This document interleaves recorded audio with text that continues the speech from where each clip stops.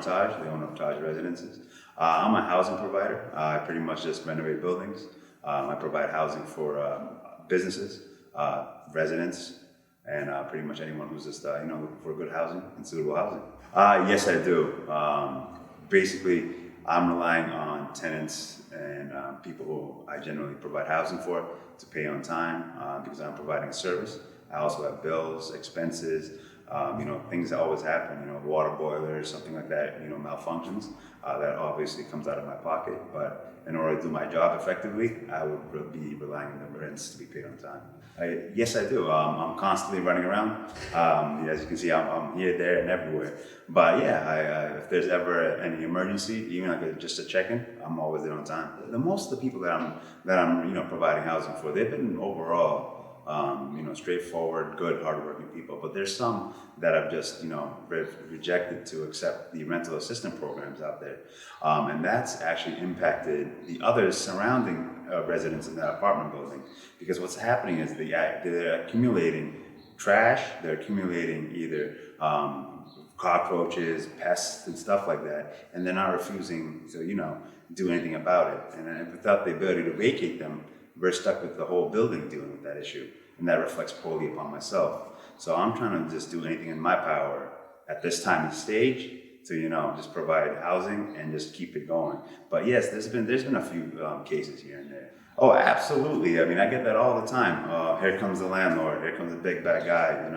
But they don't understand that we have mortgages, we have taxes, we have insurances, we have liabilities. And like I said, like if a water boiler or anything like that bursts or breaks, that comes out of us, So, I mean, we're responsible for providing every single type of thing or necessity that any, a resident might require. So, no, I mean, as much as it is a business, like every other business, we do have expenses, and we do obviously have to meet those demands. Well, I wouldn't call myself a landlord, I would say a housing provider.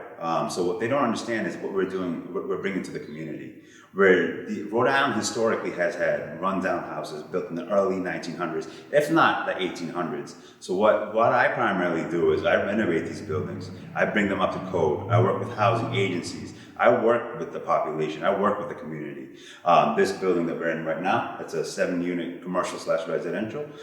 This building had been condemned for about a year.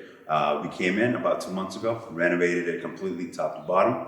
There's 4 residential units above, which have been completely rented out to families. There's a housing shortage, so that helped them out. And then there's actually bringing on this prominent street in Broad Street. We're actually bringing in 3 new businesses, and they're local businesses, and we're supporting the local economy that way. So I don't think of myself as a landlord, but I'm providing an opportunity for people to get to better themselves and their surroundings. Well, pretty much that would entail, it wouldn't just impact me, it would impact, everyone in that building. As I've said, the people that do create issues, and if I'm not able to evict them, they're not only hurting me, they're hurting the surroundings. They're impacting my ability to manage my properties and fix things in a timely manner. Like I said, I'm providing a better situation for the population at hand right now, and I can't do that effectively if there's, one apple can just ruin the whole bunch, So I'm trying my best out here. Well, the lawmakers should look more into detail about what the laws are, who they're impacting. Are they impacting the larger corporations, or are they impacting, small-time landlords? With the way that things are going right now, it does not make sense to me, because a corporation with 5,000, 6,000 units can't afford a negligence on rent as compared to mom and pop landlords.